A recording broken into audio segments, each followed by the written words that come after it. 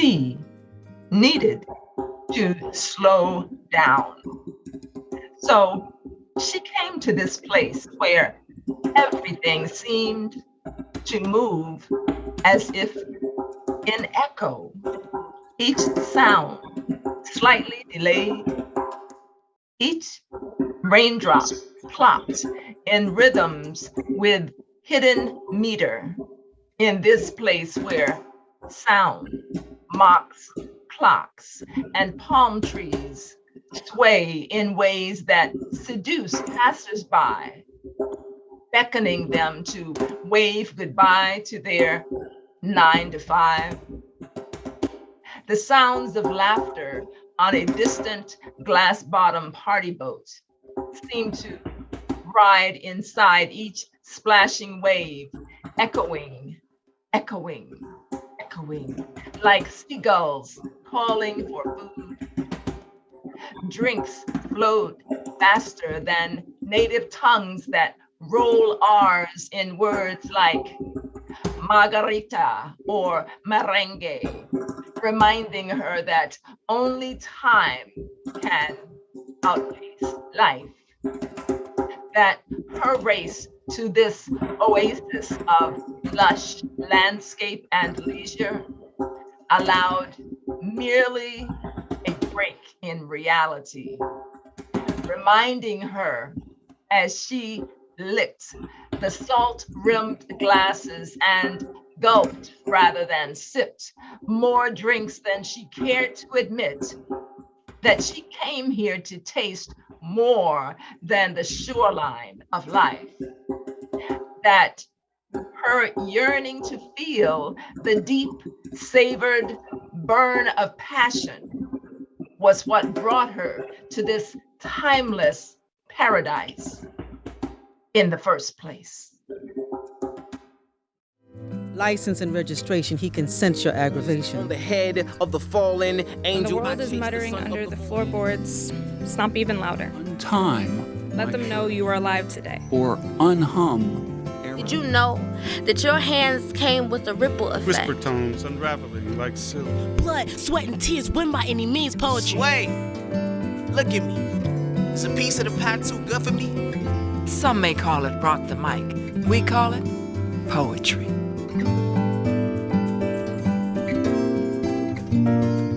Hello, welcome to Sojourn with Words. And for our regular viewers, our Sojourn with Words family, welcome back.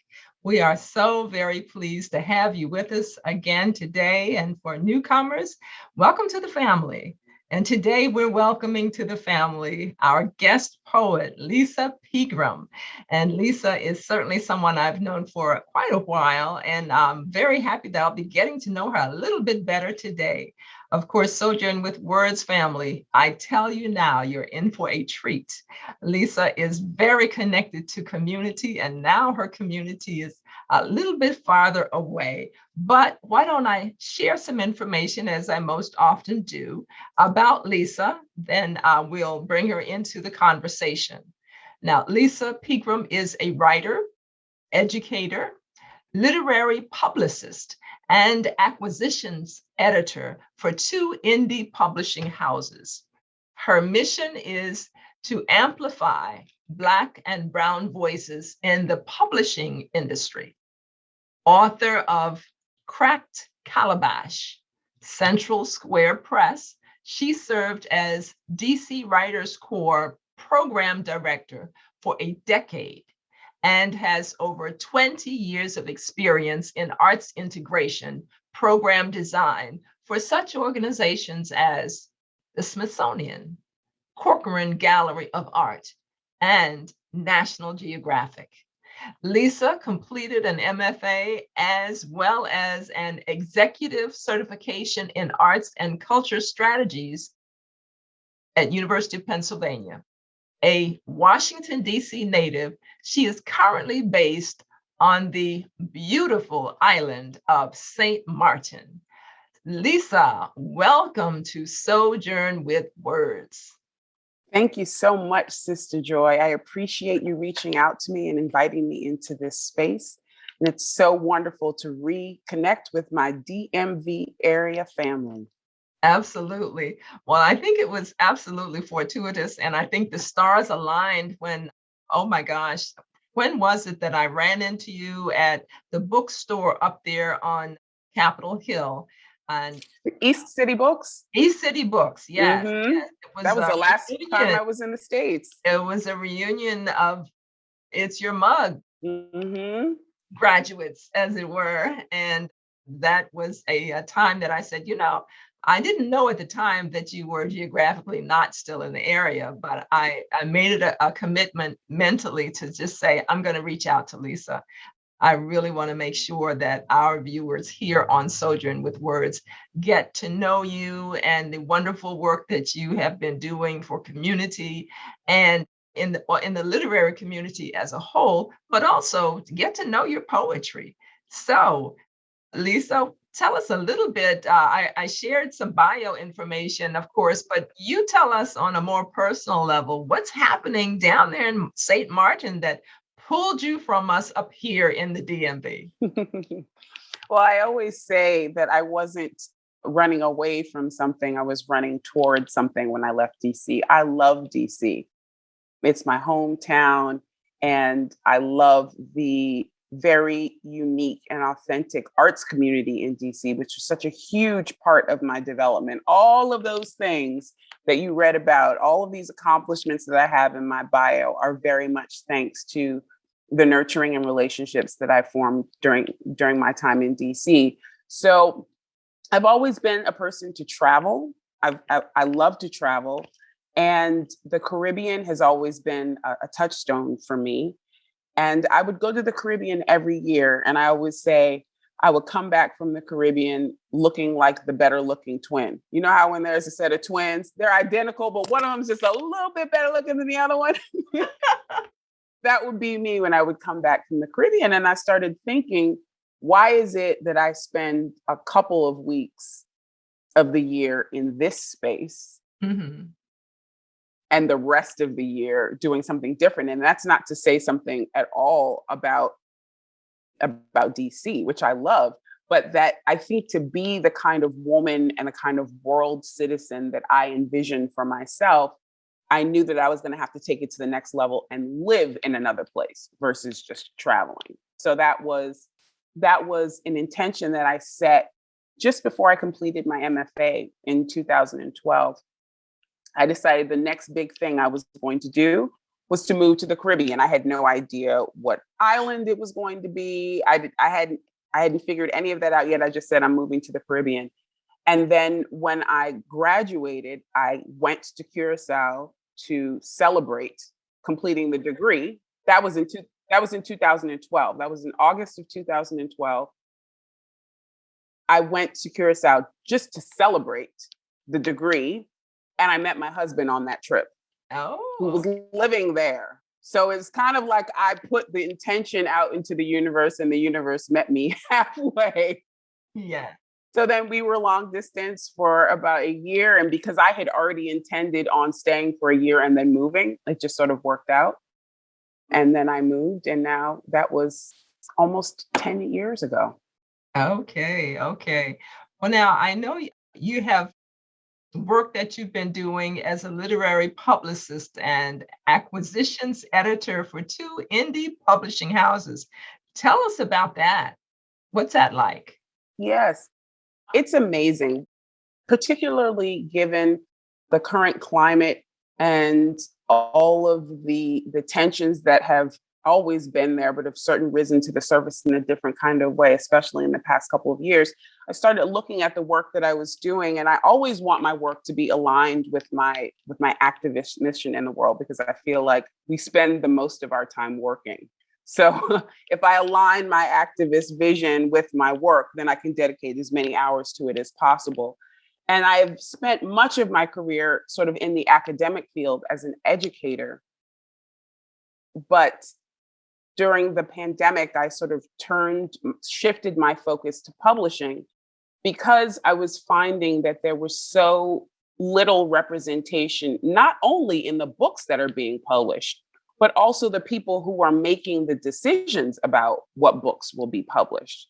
We're talking about publicity for books when books are finally out, how much effort is really being spent getting the word out to people about these books. So when you add all of those factors up, you find that underrepresented artists and authors are really getting the short end of the stick. And it's not enough to just kind of have faces in front of the camera, but who are in the decision-making positions. And so I started to look at the landscape, and I decided that the two things that I wanted to do in this dance was to help to be the green light. I want to be the one to deliver the good news to someone that their book is going to be published. That I want to be that person. I was approached by several people because I'm pretty well networked and I love to talk to folks. So I was approached about being an agent, but I thought, well, an agent is the person who's knocking on the door. Right. I want to be the person on the other side of the door to open it and say yes. Okay. I want to be the yes. So it's been really wonderful because I get to have this experience with books on either end of the publishing process. So first being that yes, and then once the book is in the world, helping the author to get the word out about the book. And so that has been a really nice kind of balance for me. My writing life has always been a double-sided coin where I'm a writer on one side of that coin, but the other side of it is wanting to empower and other writers and do my best to help them get their work out into the world, to speak their names in rooms that might be helpful to them. So this has been a really nice harmony for me, this next chapter. Okay. Now, I know that your book, Cracked Calabash, mm-hmm. that was while you were serving with Writers Corps, DC Writers Corps program director, I understand. That timeline, is that book still available? Is it? Actually, Cracked Calabash is a bit later than the time that I was working with Writers Corps, although I worked for Writers Corps for many, many years. But Cracked Calabash, I believe Cracked Calabash, it was in 2016. This is the book. This is what it looks like. And you can get it at centralsquarepress.com. And I highly recommend checking out Central Square Press because they are a press that is specifically focused on amplifying voices of underrepresented people. And their tagline is poetry for the broken spaces. So poetry that speaks to the experience of breaking and healing. And so I'm in the company of some wonderful other authors at that press with Shauna Morgan, Anafa Michael Weaver, and Benita Lee Penn. And that press was started by Enzo Silent-Surin, who is a Haitian American writer and publisher who's making amazing waves with this press and a new press that is on the horizon called Faraday, which I will also be doing acquisitions for. Okay. I'm involved with the issues of trying to bring to the fore the issue of food security and addressing food insecurity through poetry. And I wanted for you to speak about the power of food in storytelling, because that seems to be a connection that we have. Tell me about what brought you to that. Yes, well, that was a very sort of organic process. I have always been kind of a hostess with the mostest. I inherited that from my grandmother. She always says any great conversation or important conversation worth having is better had over a meal. So even when I was living in DC and I was doing Writers Corps, people can tell you I was always having people over to my house, always trying to find a way for us to do this work, but over a meal. It was also important to us at Writers Corps. This is one of the things that I learned from Kenny Carroll, was that when you are bringing young people into a space, you need to do your best to make sure that they have transportation, that they are fed, and that they have a stipend that is possible, if it's possible. So when we were bringing kids to these events for Writers Corps, they were being fed. There were local partners who were bringing in food in some of the most food insecure neighborhoods in town. The food was the first part of the conversation before you even got to reading the poetry. So I've kind of always used setting that table as, I think, that the best icebreaker for work to begin. And then when I moved to the Caribbean, this organically happened. I didn't have a job when I first moved. So I was trying to figure out what I was going to do. I had a little bit of breathing room. And since I've always been the person to throw these parties, as I was meeting people, I was cooking food. And some of the folks that I knew were renting out like vacation villas for tourists who were coming to visit. And one Saturday, we were all sitting around the table, and I said, if you ever have any clients who are looking for someone to cook, I'm not working yet, so I'd love to give that a shot. That was a Saturday night. I got a call on Sunday morning, can you cook on Tuesday? And I've been booked solid ever since. It turned into a thriving side hustle as a personal chef, and which led me all the way to ending up cooking for the Prime Minister of Curacao and his entire cabinet, which has been a great way to connect with people again through food, connect with people locally, and then also connect with people who are visiting the island. So one of those clients that I had for cooking, one day we just hit it off, and we were talking after the meal, and I was talking to them about my grandmother and how she had this influence on me with the cooking, and how I always said that the first prose book that I would ever write, I wanted to be about her or to be inspired by her influence on me. But then people also, because I've been doing all this cooking, were asking me for a cookbook. So I was like, I don't know if I have time. Which one do I do first? And then the client said, well, why don't you do them together? And so that sparked me then writing this family memoir, but through the lens of food. So now I've shifted all the way to being a food writer, and really incorporating food in all aspects of the writing that I do that explores culture, memory, family. Often food will trigger so much memory, so much connection. And so that has been kind of the angle as to which I've begun to approach this work. Well, Lisa, before time gets away, because if we are truly winding down, I want to make sure that our viewers know how to be in touch with you. I know you believe in opening the door for others. That's something that you do. You focus on the African diasporic identity. But for folks is there a website? Is there a social media presence? How can people reach you? Yes. I'm a big Instagram person, so you can find me. The best place to find me is on Instagram at Lady Pcoq, LadyPcoq. You can also find me on Facebook at Lisa Pegram. You can find me on LinkedIn at Lisa Pegram. And then I do have a website, which is Lady Pcoq on WordPress. Okay. Well, I think it's time for us to let our viewers hear some fabulous poetry by Lady Pcoq, by Lisa Pegram. Lisa, we so appreciate you being with us here, but I'm going to get out of the way. And we know that folks may want to reach out to you. So viewers, please do reach out to Lisa. Let her know, let her feel the love. She's all the way down there in St. Martin, but she's still connected with the DMV. We're right here in Prince George's County, Maryland, and this is CTV presenting some of the best poets and poetry you'll find anywhere. And CTV is the premier facility for the arts. So, Lisa, give us what you got, and we look forward to hearing and hopefully hearing from you even after today's episode. Indeed. Thank you so much for having me, Sistah Joy. It's wonderful to see you again. Okay. Right. So the first poem I'm going to read, I like to read when I do my DC poetry events because it's Reuben Jackson's favorite poem of mine. It speaks to our conversation about food. It's called After Dinner. What is said in conversation when all the women leave the room? Satin glove slipped from fist, an uncut deck of cards. The men show their teeth, mark opinions like territory, laugh upside down, wrinkles shape-shifting between stone, wood, and flesh. This cut and paste debate sits in the shade of cigar smoke, sips dark liquors neat, no chaser, spans home front and auction block. Laughter and smack talk roll like distant thunder, make bridges of fragments, end in guarded embraces as quick as they are firm.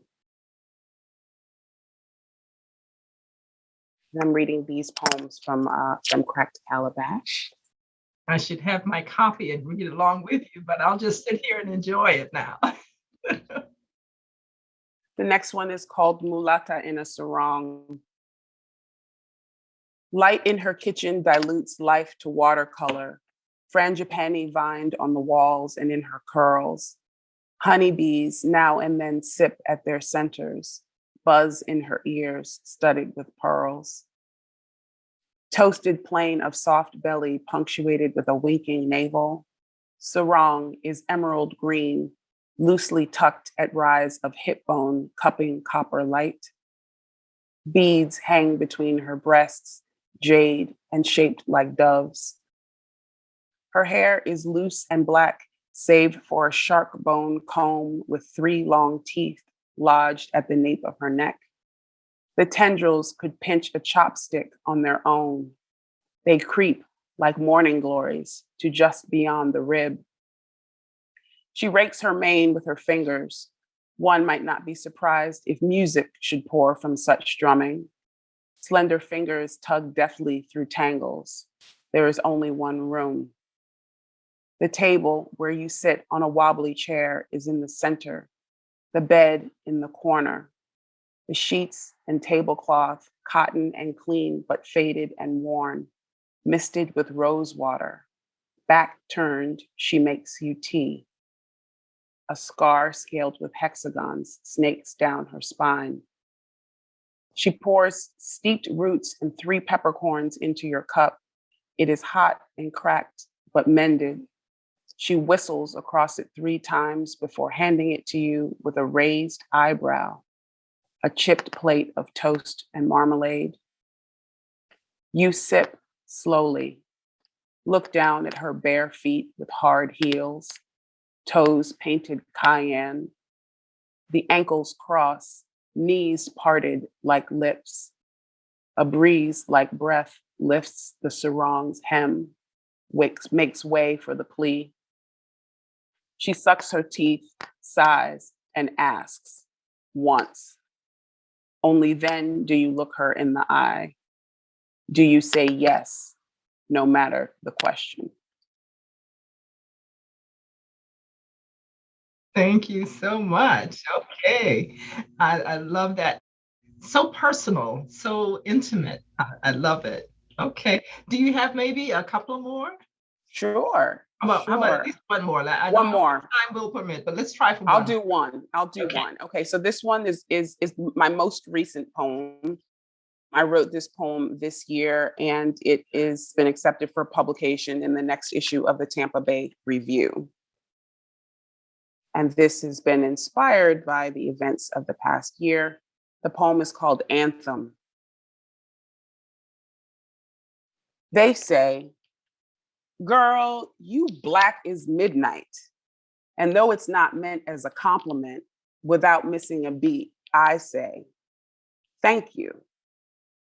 I'm also black as rhythm, black as gravity, black as ink that makes thought immortal, black is red plus yellow plus blue, or blood plus sun plus sea, black is tourmaline, black as coal and kajal that ward off sandstorm, day glare, and the evil eye, black as sleep, black as drama and glamour, black is the great mystery, black as alchemy, black as Africa, the cradle of humanity, like your original mama black. Claro que sí, I'm black, black as seduction, black as rebellion, black as the people of the eye, which allows light to enter, black as silence, black as crude oil, black as fertile soil, black as devotion, bottomless black. Soy negra como tu espíritu eterno. Black is what captivates you, keeps your feet on the ground, allows you to see and sets you free.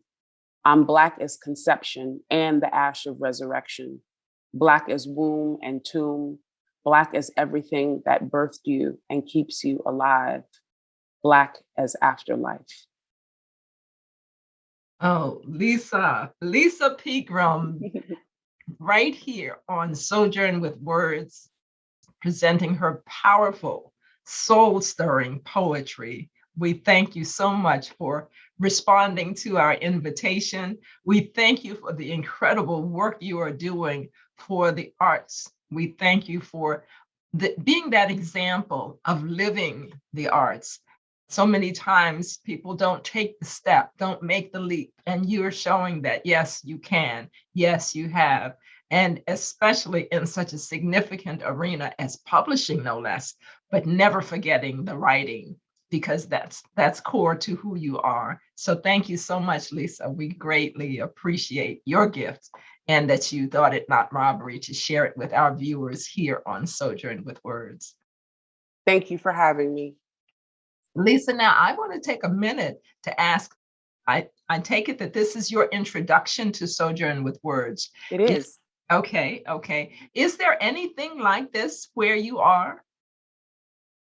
Well, it's interesting that you asked, because I mean, there is a beautiful literary community here in St. Martin that I am just floored by and becoming part of. I'm super excited about it. So I want to give a shout out to Coffee and Soda Biscuits and Clara Reyes, who is the Minister of Culture here, who are doing beautiful things and looking to grow the activities. So there are wonderful events, but we're looking at doing more virtual programming, and I'm working with people. So I would love to talk to you about maybe partnering on some cross-cultural media stuff. That would be fantastic. I'm all about building this diasporic community. So I'm going to reach out to you after this to talk to you about getting some synergy going. Yes, we could have a sister relationship between Prince George's County, Maryland, which is rapidly becoming the mecca for the arts in Maryland at the very least, but also we're opening so many venues where not just poetry, but the arts are a welcoming platform for visitors and tourists and persons who are considering locating or relocating to communities where the arts are vibrant and engaging. So certainly St. Martin has that for you there. We're trying to continue to open doors and opportunities, both for the community, but also for the artist. So let's talk about some sister city relationships between Prince George's County, Maryland, and St. Martin. And we're already doing some things with Ireland. So we're hoping that maybe we can reach down to that part of the globe and see how we can lend a little bit more music to the song that is the arts. So thank you so very much. Thank you. Indeed, the seed is planted. Yes, wonderful, wonderful. And we're going to make sure that we're sharing information. So Prince George's Arts and Humanities Council, which is www.pgahc.org. That is the website through which, I'm serving as, actually, this is kind of my swan song. This is the third year of my 3-year term as Poet Laureate of Prince George's County. So we're trying to make sure that we're providing information through the Prince George's Arts and Humanities website and inviting all comers to be a part of what is happening. Engaging artists, not necessarily just poets, but artists, because I love it when we can have multidiscipline, multi-genre experiences for arts lovers. So I feel like I've done my part. I've put the ball in your camp. Please be in touch. And this is Sojourn with Words. I'm your host, Sistah Joy. This is our phenomenal guest poet, Lisa Pegram, and we are very honored to present this wonderful episode. Be in touch, and remember, always pick up a pen and keep writing.